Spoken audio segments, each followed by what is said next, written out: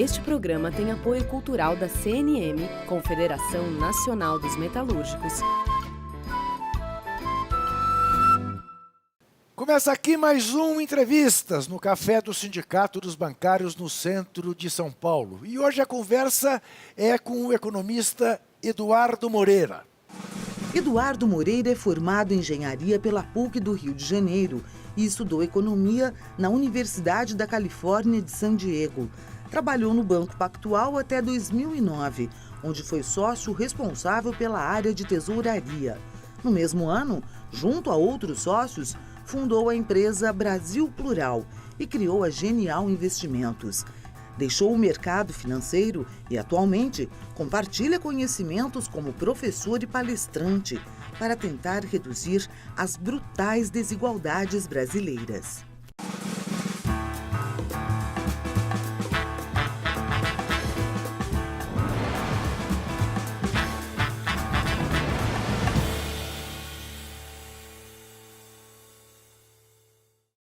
Para fazer este programa estão conosco Marina Celerges, jornalista do Brasil de Fato, e também Rosana Souza Fernandes, secretária adjunta de Combate ao Racismo da CUT, a Central Única dos Trabalhadores.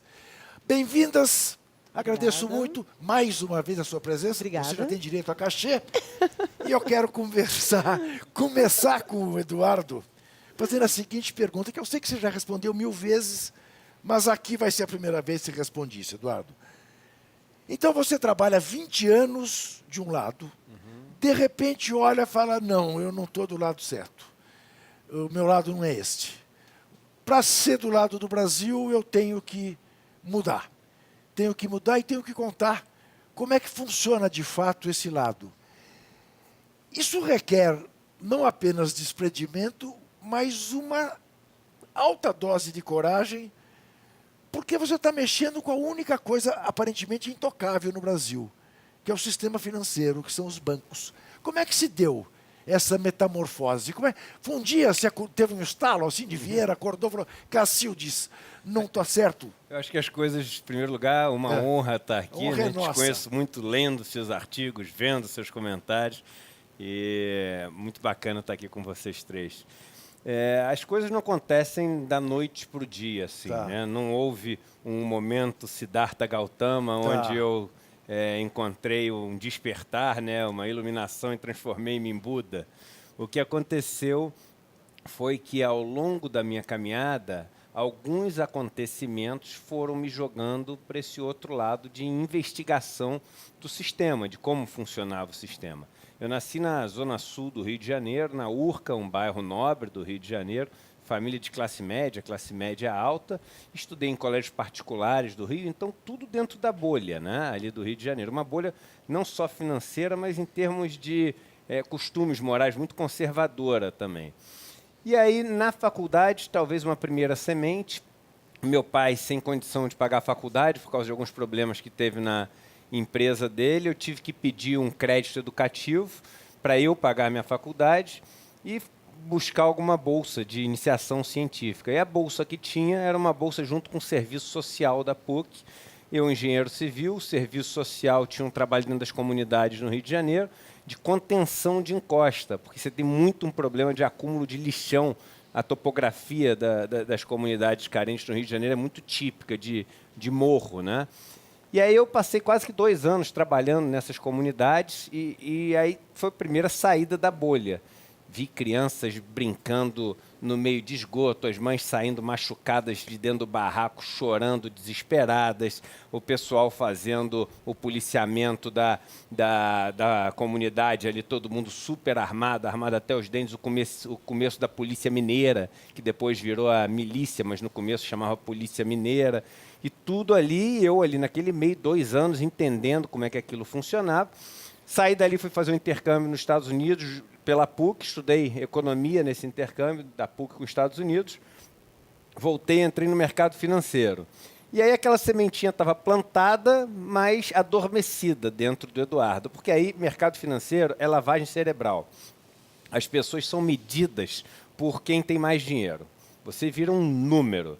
Então, você passa a transformar a sua vida em quem tem a BMW que é mais cara, a cobertura que é mais alta, a fazenda que é mais ampla, e é essa que é a história. A gravata que é mais cara, o óculos que tem armação mais cara, o relógio de qual marca. E aquilo ali, por mais que você seja um cara que, não, eu não sou isso, eu sou um cara muito menos apegado a essas coisas, quando você vê, se entrou ali na onda da turma, né? E isso foi acontecendo durante muito tempo, até que um acidente na minha vida me fez cair de um cavalo, e eu caí de um cavalo, quase perdi os movimentos do corpo, eu tinha comprado um sítio perto de São Paulo, e aí esse negócio me fez ficar de cama durante um tempo, me recuperando, para recuperar os movimentos, e ganhei de presente um livro de um encantador de cavalos americano. Esse encantador de cavalos americano ia fazer um curso lá nos Estados Unidos. Eu fui para fazer o curso dele, fiz o curso, aprendi o negócio da doma de cavalo, voltei para o Brasil e resolvi viajar o país ensinando aquilo para falar sobre não violência, não sobre doma de cavalo. Quer dizer, aí você está fora do mercado financeiro. Estou dentro do mercado financeiro, fazendo escondido as viagens pelo Brasil de chapéu de cowboy, fivela de cowboy, nos finais de semana, dizendo que eu podia domar os cavalos sem violência. Num dado momento, esse negócio começa a ficar grande, eu começo a sair nas revistas todas do interior do país, em programas de interior, o domador de cavalos brasileiro. Você ganha um prêmio entregue pela Rainha Elizabeth. Aí a rainha fica sabendo e a rainha me condecora pelo meu trabalho para eliminar a violência dos cavalos. Sim. Aí os sócios do banco chegam para mim e falam assim, não dá. Não dá para um cara que trabalha no banco tá andando de chapéu de cowboy, fivela de cowboy. Pô, mas é uma coisa bonita, eu estou falando de não violência. Eu vou lá e falo, a gente é um dos países mais violentos do mundo, falo sobre violência de pai com filho, companheiro com companheira, de patrão com empregado. Mas não dá.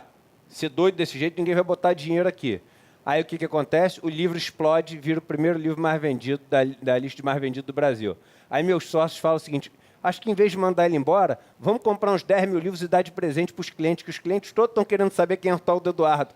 Aí vira o jogo e eu ganho uma sobrevida no mercado financeiro. Mas aí, Juca, talvez o começo dessa nova trajetória. Porque aí eu começo a viajar ao Brasil para falar sobre não violência e começo a conhecer o Brasil. Aí, efetivamente, eu saio da bolha, começo a conversar com gente, começo a ouvir as histórias de violência delas, porque naquela alegoria da violência dos cavalos, abre um caminho para as pessoas me contarem a violência que elas sofrem na vida delas. Violência porque são mulheres, porque são negras, Eduardo, porque são trabalhadores rurais. Desculpa te interromper, mas eu vou fazer uma imagem que eu não sei se vai te agradar. Mas eu estou conversando com o Luciano Huck de esquerda? Olha só, eu vou te falar o que é o Eduardo, né? E por que eu falo isso? Eu tenho tido uma preocupação total agora E eu teria uma resposta doida para te dar quando você fala isso. Pode dar. Não, mas aí que tá. Porque não existe pergunta indecorosa, só resposta. Exatamente, Voltaire falava isso, né? O que eu acho? Quando a gente leva o negócio para o pessoal, a gente corre o risco de ter uma vitória ou derrota numa discussão no nível pessoal. Que não leva a nada. E perder a vitória ou derrota no nível do argumento, que é a única que vale. Então, o dia inteiro eu sou provocado a dizer e vem cá, e o Luciano Huck, e o isso, e a briga do Ciro com Lula, e não sei o quê, etc. E aí vem porque eu tenho opinião. Eu tenho opinião sobre tudo isso. Claro. Mas aí eu penso num livro que eu li uma vez, o Musashi, né? Sim. Você já deve ter lido o Musashi, aquele livro do samurai. Sim.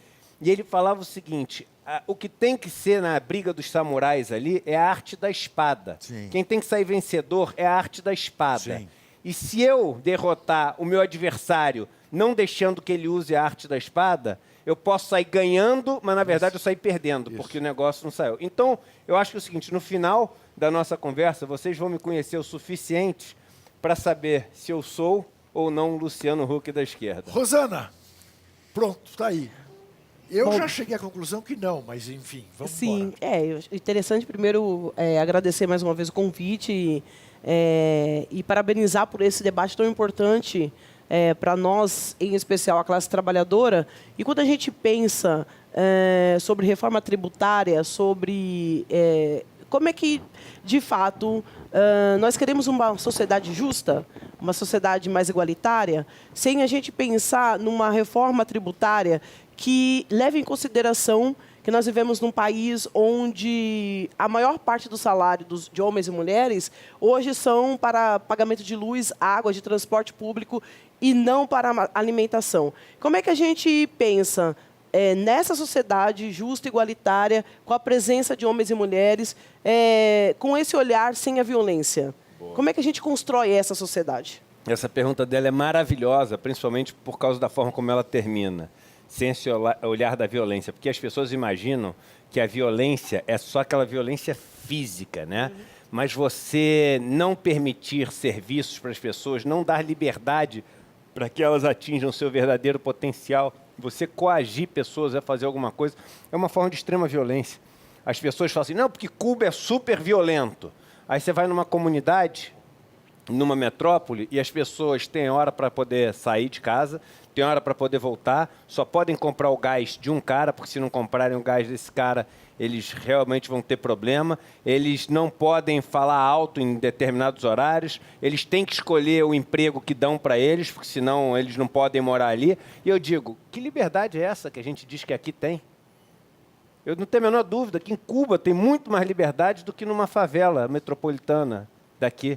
Então, esse conceito de liberdade que se vende hoje em dia é absolutamente falacioso. Ele é vendido por um cara que mora numa cobertura na Faria Lima e que não tem a menor ideia do que significa liberdade. Principalmente nesse ponto das liberdades individuais. Liberdades individuais significa a pessoa poder escolher o seu caminho e ter condições de potencializar o seu caminho. Se o cara nasce com um talento para ser um super violinista, esse cara não pode parar como um entregador de bicicleta, de hot dog. Isso é não ter liberdade, mais do que em qualquer país comunista. Então, quando você fala da reforma tributária, tem um ponto importantíssimo que as pessoas têm que ter na cabeça, que é o seguinte, que aí junta isso tudo que a gente está falando. Qual é o papel de um Estado? Um Estado, além de regular as relações que nós temos entre nós e o ambiente que nos cerca, a única coisa que ele faz é o seguinte, ele escolhe de quem ele tira recursos e quanto ele tira de cada um, e para quem ele dá e quanto ele dá para cada um. É só isso. E o legado que fica no meio. Eu vou te dar um exemplo. Imagina que eu sou o Estado e eu resolvo tirar o seguinte, R$1 bilhão, tá, do grupo em termos de impostos. Tirei R$1 bilhão. E eu tenho 3 opções, vou botar 3, são várias, mas 3. Primeira opção, eu vou escolher 1 milhão de pessoas e vou dar R$1.000 para cada uma dessas pessoas. Redistribuir o 1 bilhão. Cada uma vai ganhar R$1.000, tipo um Bolsa Família da vida, vai no mercadinho comprar uma carne, um caderno, o mercadinho vai ter que ligar para o armazém, vai ter que pedir um outro, o caminhão vai ter que fazer o trajeto, vai botar gasolina, vai dar algum dinamismo na economia. Rodou a roda da economia. Rodou alguma coisa. Eu posso chegar e fazer um pouquinho diferente, falar o seguinte, olha, em vez de dar, eu vou construir 3 pontes, 5 estradas, 2 portos, 4 escolas e 5 hospitais, que vão custar R$1 bilhão. Para construir isso tudo, eu vou contratar 1 milhão de pessoas e cada uma vai receber R$1.000. O dinheiro parou na mão das mesmas 1 milhão de pessoas, mesmos R$1.000, só que ficou um legado. E esse legado, ele é utilizado como primeiro passo para o próximo processo de construção de riqueza. Você já constrói em cima disso. Ou uma terceira opção, eu escolho 1.000 pessoas e dou R$1 milhão para cada uma, sem elas fazerem nada. Esse 1 milhão de pessoas que pegam dinheiro sem fazer nada, provavelmente não consegue gastar isso tudo, e volta e devolve para ficar rendendo para o banco que vai estar devendo ele, cada vez tendo que pagar mais. Veja que no Brasil, se a gente entender isso, a gente entendeu tudo que está acontecendo no Brasil. Tudo. Essa é a metáfora que todo brasileiro deveria entender. Porque aí a pergunta que a gente tem que fazer é a seguinte, de onde está saindo, quanto está saindo, para onde está indo, quanto está indo e qual o legado que está ficando no meio do processo. Porque aí você vai ver que na hora de onde está saindo, 50% da nossa carga tributária vem dos impostos sobre consumo, que são os impostos que pegam as pessoas mais pobres. Aí você vai ver de onde está saindo, que não sai quando o cara compra um jatinho, que não sai quando o cara recebe dividendo. E aí você vê os sinais que o governo está dando para o que ele quer estimular quando ele está tirando. Quando você vê para onde está indo, você também tem sinais importantes. Primeiro, boa parte está indo naquele terceiro caso que eu falei, que vai para 1.000 pessoas que ganham R$1 milhão. Onde? No pagamento dos juros da dívida. O pagamento dos juros da dívida, a produtividade dele é zero. Zero. Por quê? Porque é um dinheiro que flui sem gerar nada de produto final, nem de serviço final. É um dinheiro que é ganho por pouquíssimas pessoas sem fazer nada. Então, é um processo de redistribuição para os mais ricos que não deixa nada em troca para a sociedade. Um bom pedaço vai para as pessoas mais pobres meio que dando. Como que dando? Através da aposentadoria, através dos programas sociais, Bolsa Família, etc. Ele também, nesse processo, não deixa muita produtividade. Ele deixa depois porque ele vai dar dinamismo na economia. Mas nesse caminho, ele não deixa muito. Mas esse tem um atenuante. Esse vai para 30 milhões de pessoas, pelo menos. 30 milhões de pessoas. E você tem para os servidores públicos, que esse tem sim uma produtividade, porque são pessoas que estão fazendo conta, fazendo pesquisa, atendendo gente, etc. Vão para 12 milhões de pessoas. Então é o seguinte, tem um pedaço do Estado que a gente distribui para quase 50 milhões de pessoas que dão um uso para esse dinheiro. Tem um pedaço que a gente distribui para meia dúzia de pessoas, enorme, maior do que esses pedaços, que não dão em nada. E a gente diz que o vilão são esses. Eduardo, deixa eu te falar uma coisa. Eu vou te interromper para a Marina fazer a pergunta dela, que você provavelmente só vai poder responder no próximo bloco. E também para que você possa sentar e encostar, porque eu estou vendo que daqui a pouco ele vai sair por aqui falando, entendeu? Mas a sua veemência é encantadora e a sua clareza é encantadora. O seu didatismo é encantador. Eu daqui a pouco vou mudar a pergunta, não é mais o Luciano Huck. Eventualmente podemos ter aqui um candidato à presidência da República. Não estou fazendo nenhuma ironia. Nenhuma ironia. Estou falando sério. O país está em busca de pessoas que pensem diferente no país. Temos aí o ex-presidente Lula, temos aí o Haddad, temos aí o Flávio Dino, e, de repente, só a esquerda não tem um outsider. Marina, você faz a pergunta que você quiser, que depois ele fica com essa coisa na cabeça e ele me responde. Eu queria seguir na linha da reforma tributária que a Rosana colocou e saber o que você pensa em relação ao que está sendo discutido hoje no Congresso. E uma outra coisa que eu queria que você já introduzisse também é a questão da taxação das grandes fortunas. Porque se é uma saída, e por que ela nunca avançou, né? O debate sobre a taxação das grandes fortunas nunca avançou aqui no Brasil. Lembrando ainda que hoje, terça-feira, que é quando gravamos o programa, e você o vê na quinta, ao que tudo indica, a reforma da Previdência seria definitivamente aprovada. Nós estamos gravando 1h20 da tarde da terça-feira, não sabemos o que aconteceu ou o que está acontecendo, mas sobre isso também o Eduardo vai falar, e para quem não viu, procure no YouTube a participação dele no Congresso Nacional, na Câmara dos Deputados, falando sobre Previdência, que é um show à parte. Nós voltaremos em seguida, segura aí. Não, antes, você que acompanha a TVT e quer ajudar a manter o canal e a Rádio Brasil Atual no ar, contribua com o nosso financiamento coletivo, com a nossa vaquinha virtual. Acesse catarse.me/TVT e faça a sua assinatura. Voltaremos em seguida.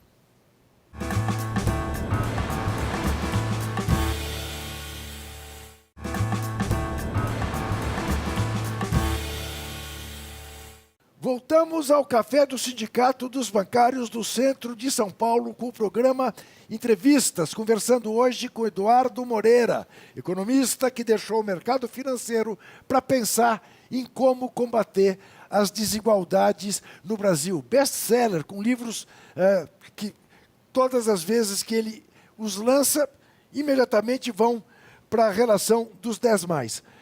Bom, eu já nem sei mais onde estamos. A palavra está com você. Você responde a ela, você responde a mim. Tome conta aqui do nosso pedaço. Seguindo na questão tributária que você falou, tem um ponto aqui importante para conceitualmente a gente entender. Quando a gente diz que no Brasil 32% da carga do PIB brasileiro é de carga tributária, né? O tamanho da carga tributária brasileira é 32% do PIB. Vamos tentar entender isso como se fosse um joguinho de peças para as pessoas. Todo mundo no Brasil produz riqueza, independente de o que você faz. Uns produzem mais, uns produzem menos. O que o governo faz no Brasil? Ele pega 1/3 dessa riqueza, 32%, quase 1/3, e ele redistribui, volta para outras mãos, fazendo aquele processo que eu falei, deixando o hospital construído, etc. e tal. Então, isso quer dizer que no Brasil, 1/3 do que a gente gera de riqueza vai para o governo e volta para a mão das pessoas. É muito importante a gente falar isso, porque as pessoas acham que é o seguinte, tem 32% de carga tributária no Brasil, como se a gente estivesse destruindo 1/3 da nossa produção. Não tem nenhum centavo que se perde. Nenhum. Não tem 1 centavo do gasto do governo que não vá parar na mão de alguém. O governo gastou 120 bilhões de reais com a saúde. 120 bilhões de reais, na sua integralidade, foram parar na mão de pessoas, de enfermeiros, de médicos, do dono do prédio que alugava aquilo, do cara que fabrica remédio, etc. Isso é muito importante as pessoas terem na cabeça. Por que é tão importante ter na cabeça? Porque aí você começa a sair desse mito de que, olha, que carga tributária alta, não sei o quê. Se a carga tributária for 50% do PIB, nossa, vamos morrer. Tem um monte de país super desenvolvido que tem carga tributária perto de 50% do PIB. A única coisa que eles estão fazendo é o seguinte, o que todo mundo pegar e gerar de riqueza, a gente vai pegar metade e redistribuir da maneira correta. Pode ser que você redistribua, que caia o igual para todo mundo. Aí não mudou nada. Eu estou falando só em tese, sim, claro, teoricamente. Então, o que é justo ou injusto não é os 30 e poucos %. O que é justo ou injusto é o processo de quem pega e para quem devolve. E aí vem uma coisa fantástica, que é o seguinte, quem é que pega e quem devolve? Não é a máquina, porque a máquina, ela recebe, ela suga esses recursos e ela devolve esses recursos. Isso é o que a máquina faz, isso que o Estado faz. Mas quem que regula a máquina para escolher de quem tira e para quem vai? Os políticos. Os políticos são os operadores da máquina. E aí o que a gente faz no país? A gente chega, diz que a máquina é um absurdo. Só que a máquina não faz nada se não tiver ninguém regulando ali a máquina. Quem faz as regulagens da máquina são os políticos que a gente elege. Quem faz a regulagem para dizer quanto que vai ter que tirar na hora de fazer os impostos todos serem recolhidos são os políticos. Quem entrega na hora de dar subsídios, na hora de dar isenção de imposto de renda para dividendos, etc., são os políticos que estão lá. Então, quem é corrompido? A máquina ou o operador da máquina? Claro. Por isso que a corrupção não é o maior problema do país. Porque não adianta você tirar aqueles operadores da máquina, se os próximos que chegarem vão receber uma proposta enorme de dinheiro para operar a máquina certo. É uma questão estrutural. É óbvio. 100% estrutural. Claro. As pessoas têm que ver os políticos como os operadores dessa máquina de distribuição de renda que é o Estado. E é uma máquina que pode funcionar maravilhosamente bem. E te passa pela cabeça a vida política, Eduardo? Olha Quer só, dizer, você já está na vida política, óbvio. Exata, isso. Sim, eu tenho para Brasília toda semana, não, né? Isso. Mas quer dizer, se candidatar a alguma coisa, pleitear. Há uns 2 anos atrás começou essa minha caminhada, né? De sair do mercado, de falar de desigualdade. E aí o primeiro passo dessa minha caminhada foi quando eu cheguei para o Gessé, que já esteve aqui, seu amigo, né? Sim, adoro ele. E falei, Gessé, eu estou estudando desigualdade, chegou até um certo ponto que os livros me trazem, mas a maioria dos livros de gente que está no escritório, ar-condicionado, eu quero viver a desigualdade. Aí falou, pô, quer visitar? Eu falei, não. Eu quero sentir a dor da desigualdade. Quero morar com eles, quero trabalhar, ir para a festa de resistência. Aí ele falou assim, então beleza. Me deu o telefone do Stedley, liguei para o Stedley.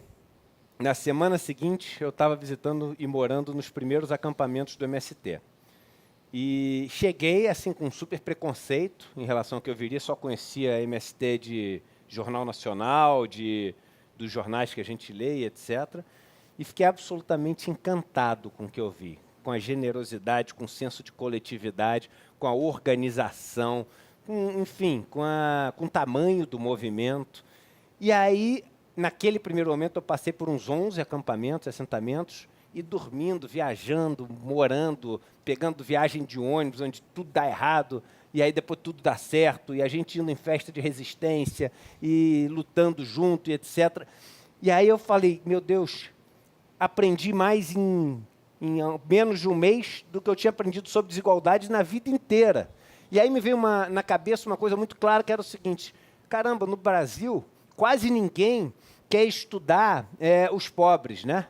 Alguns poucos decidem estudar sobre os pobres, querem aprender sobre os pobres, mas ninguém se coloca na posição de aprender com os pobres.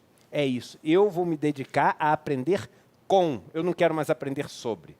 E aí fui assim, desarmado de tudo para esses encontros, para ver o que eles tinham para me ensinar. Porque hoje em dia a gente chega, mesmo as pessoas que são mais progressistas, não sei o quê, chegam e falam assim, não, porque o negócio é o seguinte, você chega na favela, não dá para ser assim. Pô, você tem que colocar aquilo.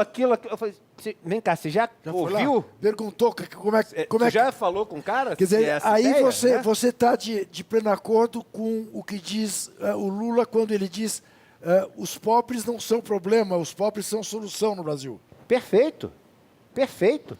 E aí fui para lá, aí comecei uma série de viagens, né? Então fui para lá, aí fui para o sertão do Nordeste, voltei para lá, fui morar em Quilombo, estou indo morar num lugar agora que eu não posso falar, eu nunca digo antes, estou indo agora mês que vem, por causa dos perigos, eu sofro um monte de ameaça hoje em dia, né, dessas pessoas mais radicais, então eu nunca digo onde eu vou estar, eu só digo depois que eu voltei.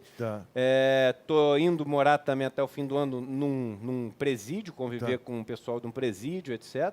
Então, assim, eu quero aprender.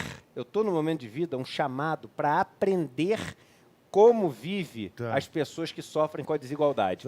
Fazer uma ponte com tudo aquilo que eu estudei de economia, com o que eu estudei de engenharia. E eu acho que eu tenho uma capacidade de tornar assuntos complexos fáceis. Eu meio que desenho as coisas, aí todo mundo fala, caramba, isso que você falou do imposto, é isso mesmo. E não dá para negar. Sim. Você pode botar aqui os 10 maiores economistas do Brasil então, e eles não têm como Eduardo, negar isso que a gente falou. Eu vejo você com muita frequência desafiando para debates. O outro lado não gosta de debater contigo. Eu por acho exemplo, que não, né? Não, eu acho que não, até porque quando os debates que eu participo em Brasília... O outro lado não gosta de debater com pessoas inteligentes, né? Porque você precisa ter o domínio dos assuntos para topar debater, né? Então, é mais fácil você fugir, você apresentar as mentiras, vender para a sociedade o que não é real, assim como como foi na reforma trabalhista, na reforma tributária e da Previdência, do que você fazer o debate claro, porque daí as pessoas vão entender por onde passam as questões, né? Para minha surpresa, nos últimos dias, aliás, com alguma frequência, eu ouvi de economistas de esquerda que, vamos falar a verdade, a reforma da Previdência é necessária, e é muito bom que eles façam, porque amanhã a gente volta ao governo e a reforma está feita. Você diverge disso completamente, né? Completamente. Porque, não, assim, a reforma... Depois vai todo mundo vir com um papinho que é o seguinte, quando eu falava a reforma, não era essa reforma. Esse é a desculpa de 10 entre 10. Você pode ter certeza que vai ser. Então, para a gente ser super claro, as mudanças que estão sendo feitas na reforma da Previdência são mudanças absolutamente draconianas e cruéis que estão pesando muito mais nas pessoas mais pobres e muito menos nas pessoas mais ricas. Aí o cara já vai vir com um documento mostrando o seguinte, não, mas a contribuição dos mais ricos está aqui, é 100 mil por ano. A dos mais pobres é 3 mil por ano. Aí você vai chegar para ele e falar assim, então deixa eu só te explicar uma coisa. Claro. Você viva a vida desse cara mais pobre e tira 3 mil reais do orçamento dele, e viva a vida desse mais rico e tira 100 mil reais do orçamento, você vai ver qual das duas vidas vai mudar mais. É um conceito que o americano chama de diminishing marginal utility. A utilidade do dinheiro diminui. O primeiro real que você ganha, ele tem um valor infinito, que é o que te faz ficar vivo ou morto. É por isso que eu sempre digo, a gente vive num país numa condição de miserabilidade para tanta gente, que tem uma parte da população que simplesmente não existe essa opção. Todo mundo tem que contribuir. Tem uma parcela da população que simplesmente essa frase não vale. Tá sem dúvida nenhuma. Essas pessoas não podem, não tem como. É o cara que está na UTI lá, e você vai perguntar, a gente não está conseguindo o sangue necessário. Aí tá o cara na UTI em coma, tu fala assim, não, todo mundo no hospital vai ter que dar uma contribuída. Pega um pouquinho ali do cara que está em UTI em coma. Fala, tá louco, mas tu vai matar o cara, não adianta nada pegar um pouquinho do sangue para tentar matar outros, tu matou. E é o que a gente está fazendo. Então, nessa reforma da Previdência, ela tem absurdos, de um grau de crueldade. Ela foi tão mal escrita, que ela tinha erros crassos, na primeira PEC. Eles não viram o que eles escreveram. Tinha erro do tipo, se não me engano, era no artigo 26, que era o seguinte, no 23 ou 26, que ele fazia uma regra onde, se você trabalhasse mais tempo do que eu, contribuísse por mais tempo do que eu, você recebia um benefício menor do que o eu. Sim. Por quê? Porque botou um monte de... Era o seguinte, você tinha que trabalhar a média inteira de todos os anos que você trabalhou, mas aí os 15 primeiros anos, mas os outros 5 não valem nada. A regra hoje, ela já tem um absurdo que a gente pode falar aqui. Todo homem que entra no mercado de trabalho a partir de hoje, nas regras novas, ele só pode se aposentar com 20 anos de contribuição mínima e idade mínima de 65 anos. Só que, tentando já corrigir o erro de antes, funciona da seguinte maneira. Só conta os 15 primeiros anos que ele tem. Não conta os outros 5 anos. Tá? Então, o que acontece? O sujeito pegou e trabalhou 15 anos, contribuindo R$2.000 por ano nesses 15 anos. Quanto é que vai ser a aposentadoria dele? A média foi de R$2.000, ele vai receber 60% desses R$2.000, vai receber R$1.200 de aposentadoria. Aí o amigo dele trabalhou 20 anos. Aí ele pegou os 20 anos, ele deveria ter R$2.000 vezes 20 anos, né? E deveria ter um acréscimo por causa desses 5 anos que ele trabalhou. Só que como a conta lá não contemplava isso, e só começa a aumentar o percentual dos 60% acima de 20 anos, eles não sabiam o que escrever. Aí sabe o que eles escreveram? Jogar fora, desconsiderar os outros 5 anos. Que beleza. É tão simples quanto isso. Sim, que beleza. O nível de sofisticação dessa PEC é joga fora os 5 anos. Ou seja, o cara trabalhou 5 anos, contribuiu 5 anos e foi jogado no lixo. Marina. Eu queria trazer um outro assunto, na verdade, né? Nessa sua caminhada aí pelo Brasil profundo e tudo mais, se você já enxergou alguma forma de como popularizar o debate da economia. Daí eu explico, né? Eu acho que tem, enfim, cada vez mais ganhado força esse negócio de investir, de popularizar investimento e, né, vários bancos digitais e tal. Mas o debate dos programas econômicos mesmo, quando chega a eleição, a esquerda vem falando, mas é neoliberal, volta do neoliberalismo, ou tipo neodesenvolvimentismo e tal.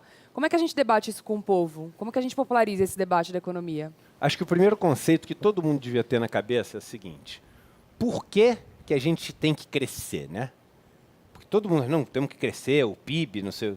A gente tem que crescer por um único motivo, que a gente vivendo, a gente consome riqueza, consome o estoque de riqueza que a gente tem. Está bebendo água aqui, usando a luz que está aqui em cima, tudo isso não volta mais, consumimos. Então, se a gente não gerar nova riqueza e só consumir o estoque que a gente tem, esse negócio chega num ponto que acaba. Logo, devemos gerar nova riqueza para continuar consumindo e existindo. O problema é que, para você gerar nova riqueza, o primeiro passo sempre é abrir mão de uma riqueza que você tem.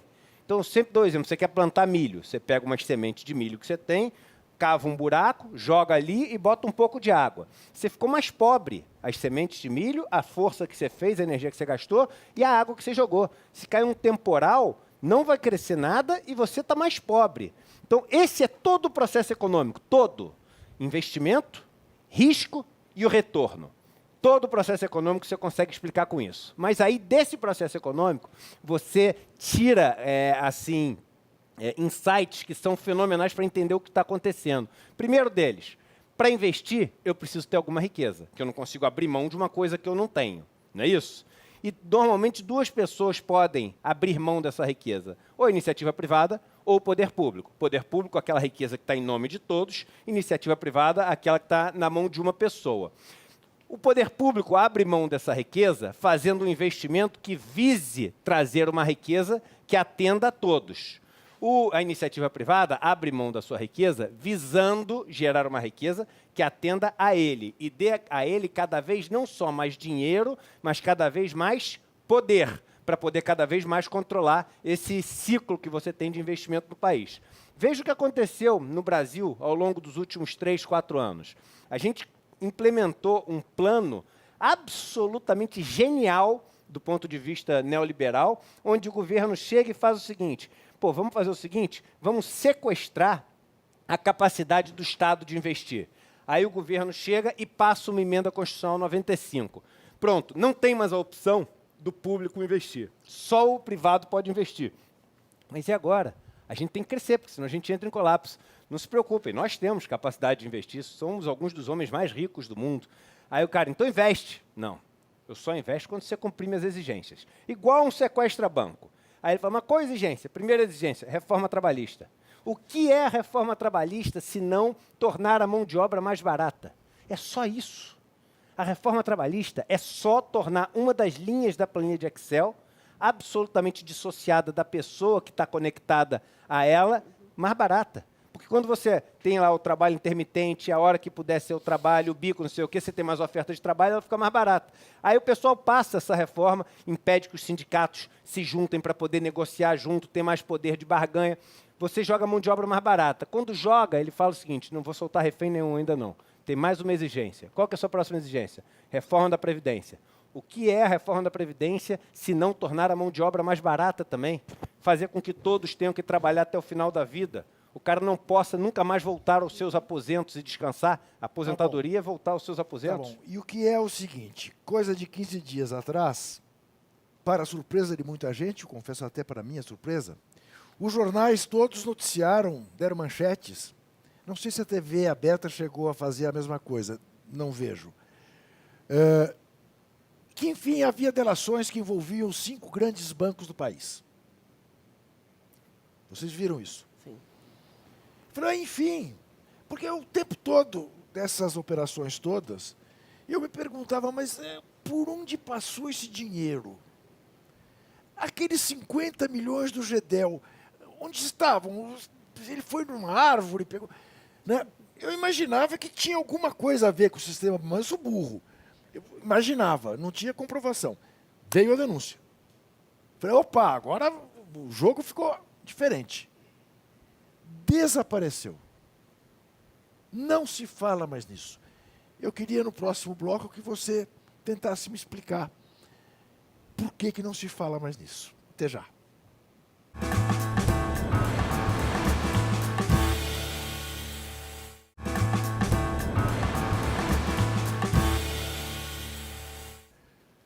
Voltamos ao café do Sindicato dos Bancários do Centro de São Paulo com o programa Entrevistas, conversando hoje com o economista Eduardo Moreira. Então, Eduardo, por que essas coisas acontecem? Às vezes aparece até você fala, opa, agora vai, e não vai. Não, aí é melhor não falar desse assunto. Que poder é esse? Você sabe que quando eu saí do sistema financeiro e resolvi abrir a caixa de Pandora, né? Ou seja, mostrar para as pessoas como funcionava e ser o antídoto para essas crueldades feitas pelo sistema financeiro, eu virei o inimigo número 1 do mercado financeiro. Eu comecei a sofrer um monte de ameaça. Imagina. Teve um dia que num vídeo do YouTube que eu coloquei, pessoas se orquestraram, eu tive 1.500 ameaças em um dia, né? E foi uma fase super difícil, porque a fase que eu tinha começado essa jornada, ou seja, eu tinha perdido meus amigos antigos e não tinha tido tempo de fazer amigo novo. Então, eu estava meio que sozinho nessa história. E a verdade é a seguinte, o poder dos bancos hoje em dia é um poder muito maior do que só um poder financeiro. Ele é um poder ponto, porque ele sabe que ele tem na mão o principal mecanismo que separa aqueles que têm o capital no país daqueles que produzem a riqueza no país. E a gente está mudando até essa relação de capital e trabalho por causa desse mundo que está indo para o mundo de serviços, a gente já fala sobre isso. Então, a impressão que dá é que a turma está falando o seguinte, aguenta só mais um pouco, que daqui a pouco vai ficar mais fácil para a gente. Hoje ainda não é tão fácil, porque essa turma que detém só o capital, que são os donos das máquinas, donos das terras, donos, enfim, das escolas, etc., essa turma depende 100% das pessoas que vão lá, trabalham, apertam o botão, cavam, produzem as coisas.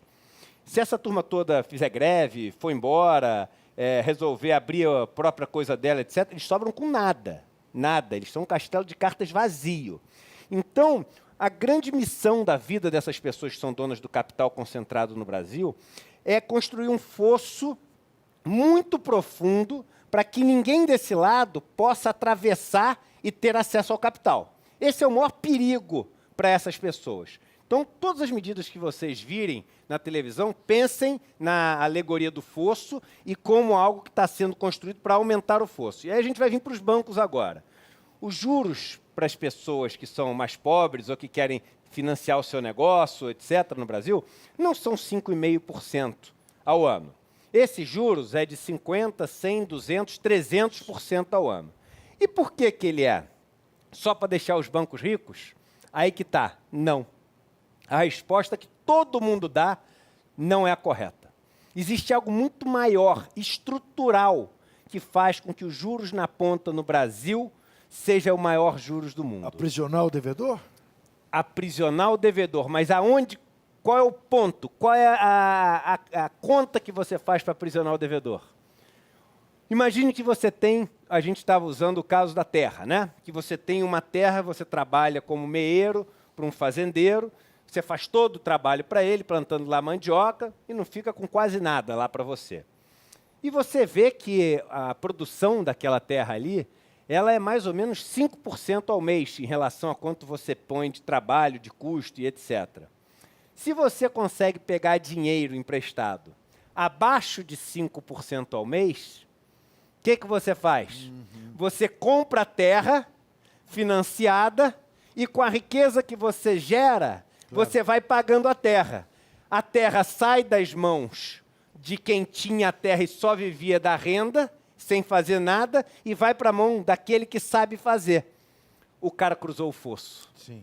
Quando você mantém a taxa de juros na ponta no país mais alta do que a capacidade de geração de riqueza que aquele capital permite, você faz com que as pessoas possam cruzar o poço. É essa a diferença entre um trabalhador que se torna independente do dependente. E vou além, é essa a diferença entre um país que se torna independente e dependente. A gente fala tanto do déficit do Brasil, que é muito alto, que nossa relação dívida-PIB é enorme, não sei o quê. A gente tem uma relação dívida-PIB de 80%. Tem um déficit lá de mais ou menos uns 140, 150 bilhões de reais. Veja bem, os Estados Unidos têm um déficit de quase $1 trilhão, que é um déficit 20 vezes, mais de 20 vezes maior do que o nosso. E um PIB de 20 trilhões, que é 10 vezes só maior que o nosso. Ou seja, o déficit deles é maior do que o nosso. E dívida PIB dos Estados Unidos é acima de 100% do PIB, tudo pior do que o nosso. O Japão tem um dívida PIB acima de 200%. A Itália tem um acima de 150%. Ué, mas por que o deles não é tão desesperador e o nosso é um caos? Pelo mesmo motivo que a gente falou do cara que planta milho aqui. Porque o Japão tem 200% de PIB de dívida, mas ele consegue pegar dinheiro emprestado a 0%. Então, como ele gera riqueza acima da taxa de juros que ele pega dinheiro emprestado, a conta dele fecha e ele é independente. O Brasil pega dinheiro emprestado a 6%, 7%, 8%. Na verdade, a taxa média é de 10% hoje, apesar da taxa ser 6%, a taxa média é de 10%. E a gente não consegue gerar um PIB acima de 1%. Sem querer fulanizar, exatamente como você propôs no primeiro bloco. Você conhece, já teve a oportunidade de conversar, debater com o ministro Paulo Guedes? Não. Não. Quando eu entrei no Banco Pactual, eu era um estagiário, né? Sim. Ele já era da mesa de operações. Sim. Eu convivi vendo ele passar ali durante um ano, assim, mas nunca conversei Você gostaria com ele. de ter uma conversa com ele publicamente, assim, um debate público com ele? Eu não sei se essa conversa sairia, né? Mas eu imagino que não. Eu me colocaria para conversar com qualquer pessoa. Hoje as coisas... Deixa eu te fazer uma coisa. Você se considera... Você é o chamado economista heterodoxo? Não? O nome que eu daria era o seguinte. Eu sou um economista simplista, assim. Eu estudei eu estudo tanto, 10, 12 horas por dia, Tá. lendo o que você pode imaginar Tá. de mais complexo, mais sofisticado. E quanto mais eu leio isso, mais as coisas se tornam Simples. absurdamente simples para mim. Eu faço um desafio para qualquer pessoa, que é o seguinte, Tá. em 5 minutos, Tá.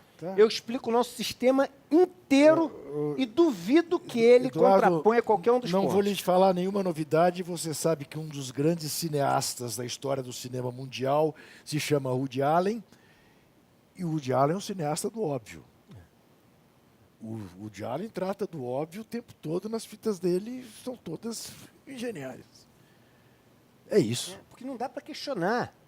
Quando você olha a máquina de desigualdade do Brasil, quando você vê o Estado como sendo algo que tira recursos e dá recursos, quando você vê o que sai de recursos dessa produtividade, quando você vê que as pessoas numa favela, você pergunta para todo mundo, você é funcionário público, você é funcionário público, você é funcionário público, você é funcionário público, todos vão dizer que não são funcionários públicos, você vai perceber que a estrutura de acumulação de capital é 100 vezes maior na esfera privada do que na esfera pública. E aí você fala o seguinte, poxa, então a gente está querendo diminuir mais a esfera pública, para quê? Para fazer com que essa esfera, que é muito mais acumuladora, fique maior e as pessoas fiquem menos resguardadas?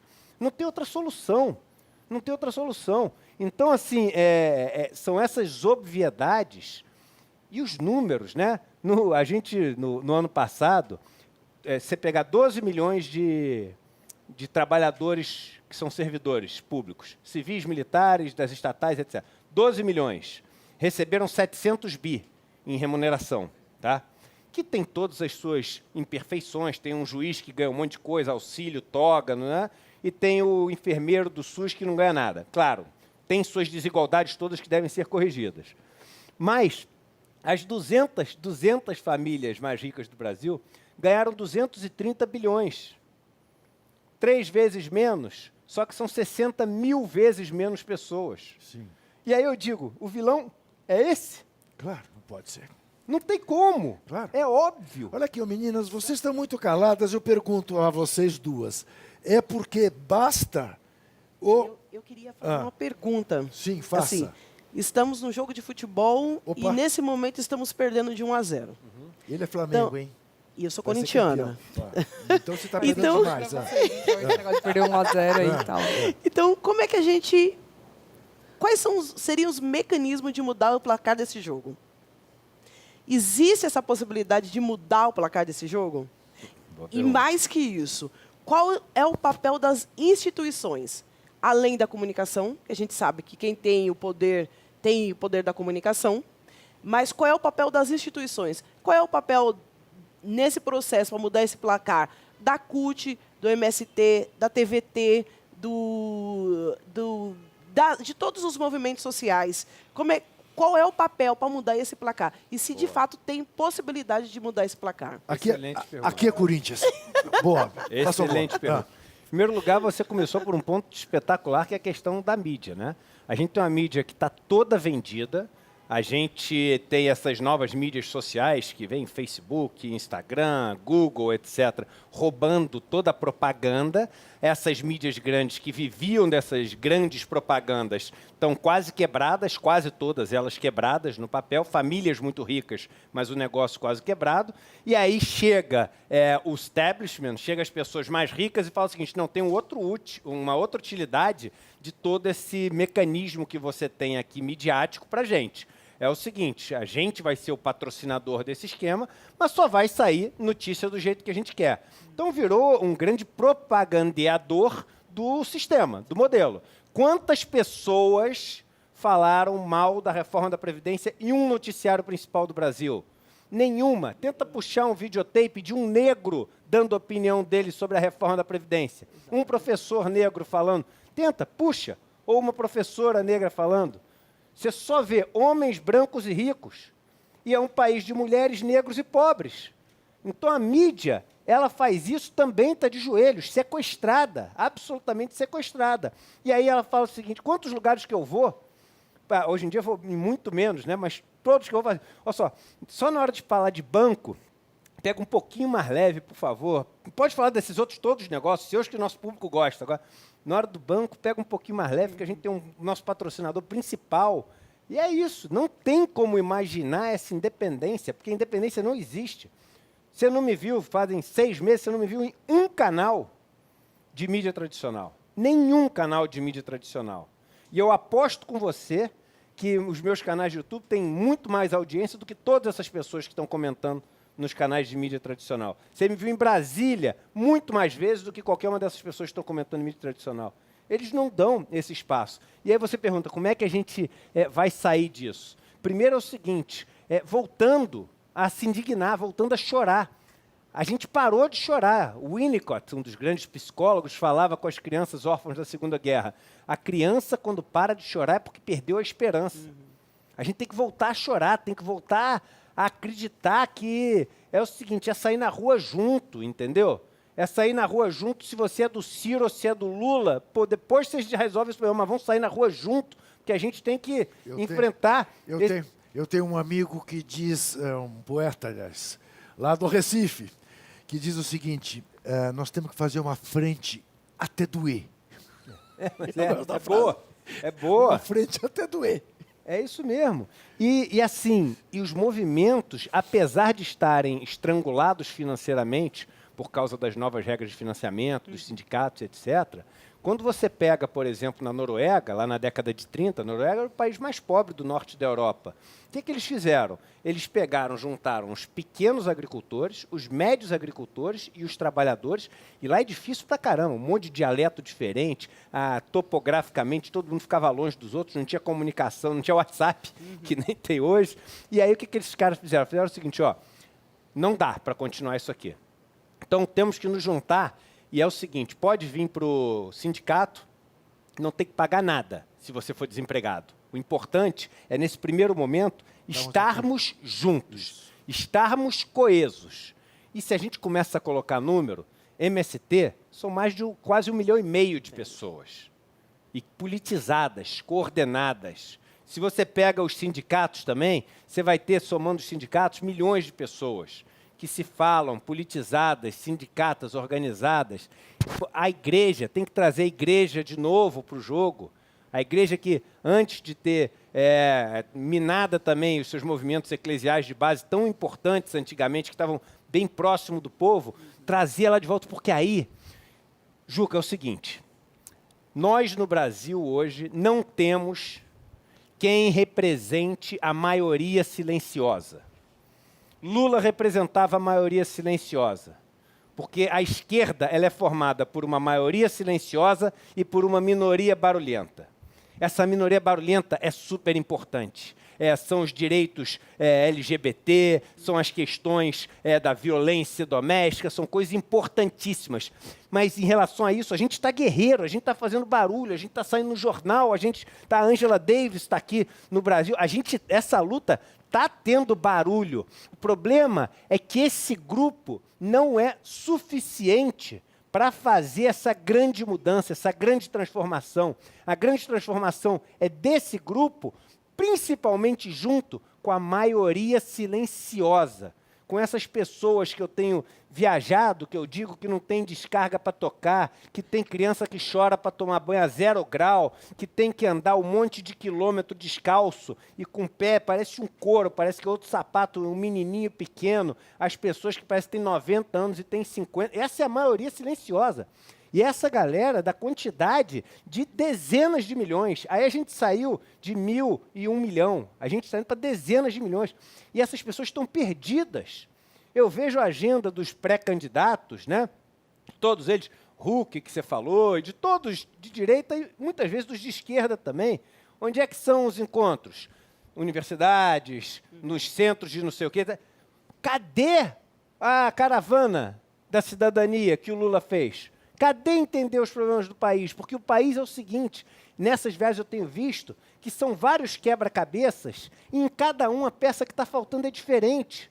No Nordeste é uma cisterna que resolve com tudo. No outro lugar lá é luz chegar que muda tudo. No outro, é um automóvel, um velho, para 15 pessoas, para eles poderem levar o transporte até a cidade e poder fazer sua feira. Então, não adianta você botar cisterna no Brasil inteiro, porque tem lugar que o problema é excesso de água. Tem lugar que é só uma ponte que você tem que fazer. E como é que a gente vai aprender com eles, gente? Que são eles que vão ensinar isso para a gente. Senão a gente vai meter cisterna onde tem enchente. É entendeu? que você, em última análise, você está falando...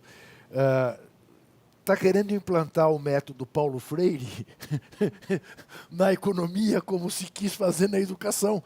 E faz todo sentido, porque ninguém melhor do que quem sente para ensinar o que precisa ser feito. Por isso você falou, você vai sair candidato, não sei o quê.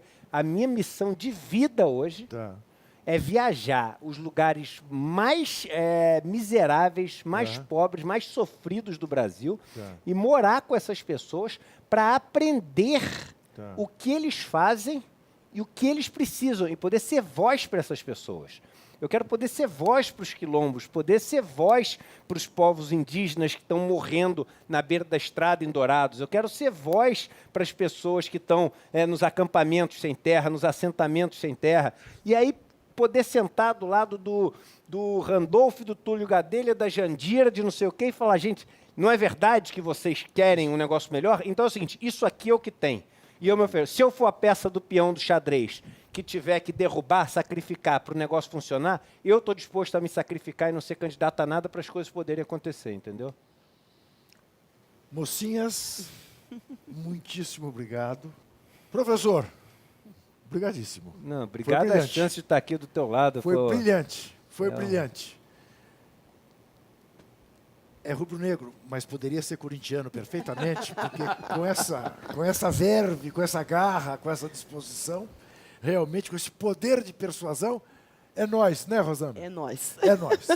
Que aqui tem um bando de louco. Eu quero agradecer a você que nos vê, lembrar que toda quinta-feira, às 10 horas da noite, estamos aqui na TVT de São Paulo, canal 44.1.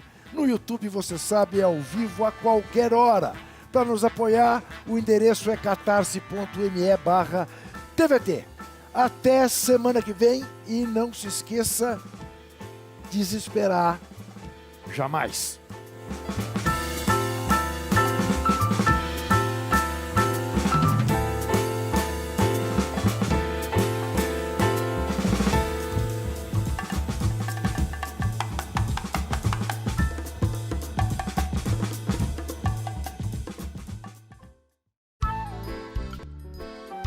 Este programa tem apoio cultural da CNM, Confederação Nacional dos Metalúrgicos,